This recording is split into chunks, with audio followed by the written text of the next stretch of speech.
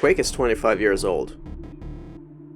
I don't know why so many people care. I mean, Quake has only ever been known for its memorable single-player campaigns. Nobody ever seemed to play the multiplayer, and ultimately it had no lasting impact on video games as a whole.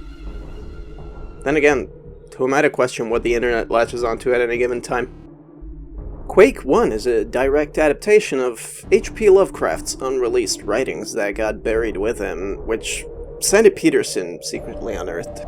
I would assume the id office looked like a torture chamber, with John Romero's sentient hair lashing at anyone who dared disturb him in his deathmatching, while Sandy was flogging the entire dev team with his Cthulhu tentacles to ensure 100% faithfulness to the source material.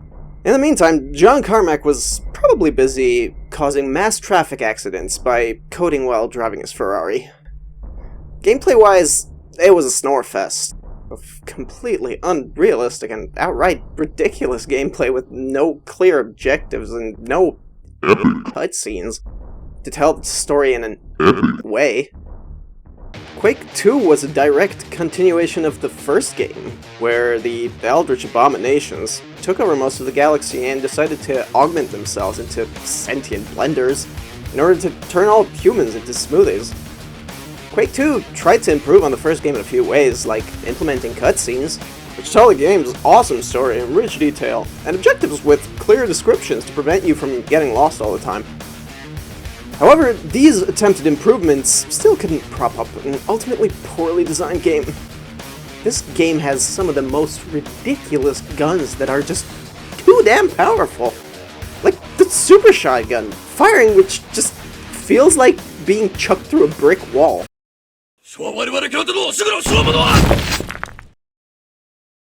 Final boss even has a railgun for a head, the worst gun ever conceived. Dies accordingly too after its dinosaur, the actual good boss, goes down. Quake III is prequel to Quake II, which tells the heartbreaking story of Sergeant Quake Bitterman as he was transported to because his troubled past created a connection between him and... All the while he laments the loss of his beloved cigar. Weird though how they tried to tell this story through multiplayer, the one thing in the series that nobody gave a deep-fried flying fuck about. Gameplay is basically the same as before, nothing has improved, no lessons were learned. Quake IV is the most memorable of the entire series. Moving on. Over the course of all these games, the entire video game industry got poisoned with all of these wrong ideas that the series invented. The movement mechanics, for example, left such a scar on games that their effects can still be felt. I enjoy shooting high explosive ordnance at my feet to traverse space in unconventional directions. I also continuously jump to increase the speed of my locomotion. I, too, redirect my momentum mid-air like an aircraft. Hell, you can still do that in CS to this day. Realistic shelter! Yes! The only reason you see me jumping all the time is because the only thing I hate more than doing it is myself. After realizing that it was outpacing technology, Carmack finally left the company to move on to working on rocket science and resurrecting VR technology from its shallow grave. I'm fairly certain John Carmack only worked on VR as a next step in his plan to put us all in suspended animation to use our regressed gamer monkey brains to create the ultimate supercomputer, where he can finally have the computing power to properly render mega textures and mine all of the Dogecoins. And thus, we arrive at the culmination of 25 years of bad games. Quake Champions. Tim Willits, co-founder of id Software, Well, you know, I worked on all the Quakes. Has decided that he is going to kill this franchise for good, so this time they literally just took all the bad gameplay ideas and stitched them together into a horrifying Frankenstein's monster of a game. All the movement mechanics, all the shitty weapons, only multiplayer. However, I would like to give credit where credit is due. We know how to make games run fast.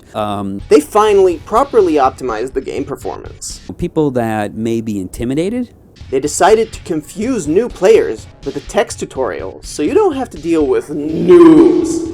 And you have time to file your taxes while queuing. There is a spirit to Quake. They designed fun character abilities, such as place turret that plays the game for you, annoy people with drones, panic button, exploit map geometry,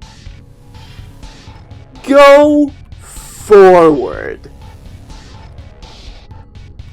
They did away with mods and community content, which has spawned some of the most horrifying abominations of video games ever manifested in a waking nightmare. But that's always been important to us. There's no custom game browser, only matchmaking, no dedicated community servers, only official servers, so you can only play the way Tim Willits intended. We have not quite figured out our business model. And of course, most importantly, loot boxes and battle passes. Otherwise, game sucks. I give the Quake series a rocket jump out of a dancing shambler. We made this game for you. Hey, thanks for watching. If you liked it, consider checking out my Twitch. Link's in the description. Alright, later.